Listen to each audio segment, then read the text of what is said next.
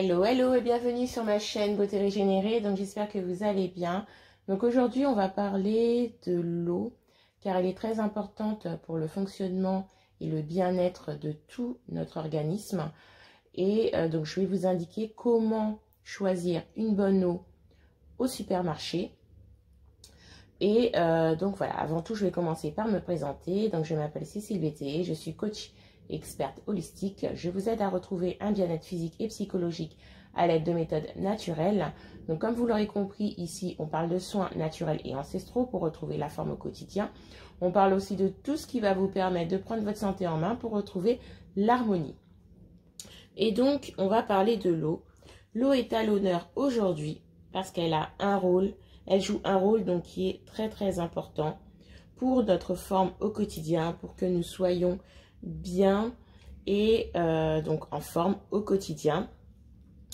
Donc le rôle de l'eau, qu'est-ce que c'est? Donc son rôle principal, c'est de transporter et d'éliminer les déchets. Donc c'est vrai qu'on voit partout que c'est l'eau qui hydrate, c'est l'eau qui reminéralise, alors que c'est pas du tout le cas. Son rôle, c'est de transporter et d'éliminer les déchets. Donc c'est grâce à elle justement que les minéraux vont pouvoir se fixer à nos cellules.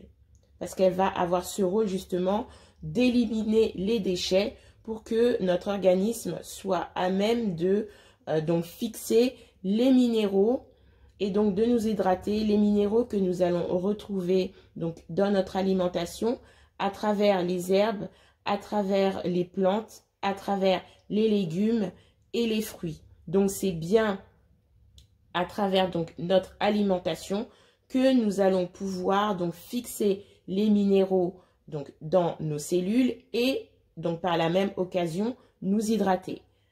Donc c'est pour ça qu'il est impératif d'avoir une eau qui soit pure, une eau qui soit douce et une eau qui soit faible en minéraux. Donc l'eau, elle représente environ 60 à 70% de la masse corporelle. Nous perdons tous les jours de l'eau en transpirant, en allant aux toilettes, donc à travers donc les selles et l'urine. Et aussi, nous perdons de l'eau donc en respirant. Donc on perd à peu près donc 2 litres au moins d'eau par jour. Et donc pour éviter la déshydratation, donc entre guillemets, on doit en boire autant. Donc j'ai bien dit déshydratation, mais je vous ai dit au début que ce n'est pas l'eau donc qui permet de nous hydrater, c'est bien notre alimentation. Et donc l'eau, elle va permettre justement de nous hydrater à travers notre alimentation. D'accord? Donc son rôle premier, je dis bien, c'est de transporter et d'éliminer les déchets. Alors, donc, comme je vous ai dit, cette eau, elle doit être douce, elle doit être pure et elle doit être faiblement minéralisée. Donc, quand vous allez au supermarché, vous prenez hop, une bouteille d'eau, ou si vous en avez une chez vous, vous prenez une bouteille d'eau, vous la retournez pour voir l'étiquette, sa composition. Et donc, vous allez avoir une ligne où il y a marqué donc résidu sec à 180 degrés. Et donc, le chiffre qui vient après doit être inférieur à 50 mg par litre. Je répète, le chiffre doit être inférieur à 50 mg par litre. Donc, pourquoi il doit être inférieur à 50 mg par litre? Parce que ce sont au-dessus de 50 mg par litre, ce sont des minéraux qui ne vont pas servir à votre organisme et qui vont plutôt venir encrasser les cellules. Donc, il est important d'avoir une eau qui soit donc à moins de 50 mg par litre de résidus à sec à 180 degrés.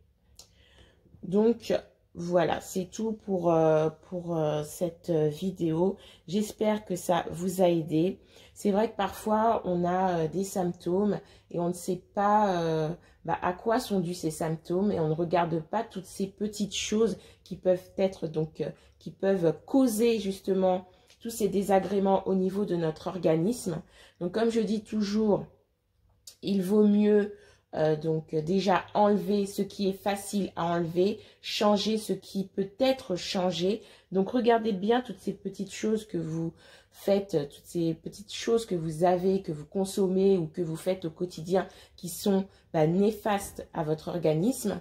Et changez-les par des habitudes saines et des habitudes qui sont donc bien et qui répondent vraiment aux besoins de votre physiologie, aux besoins de la physiologie de l'organisme et des besoins donc physiologiques de l'organisme qui vont être vraiment donc propices à ces besoins-là. Donc voilà, c'est tout pour cette petite vidéo. Donc si ça vous a plu, n'hésitez pas à liker, à commenter, à partager. Donc pour le référencement de YouTube, hein, allez-y, allez-y, allez-y pour qu'on ait un petit peu plus de vues, un petit peu plus d'impact. Et donc je vous laisse et je vous dis à la prochaine vidéo. Prenez bien soin de vous. Bye bye.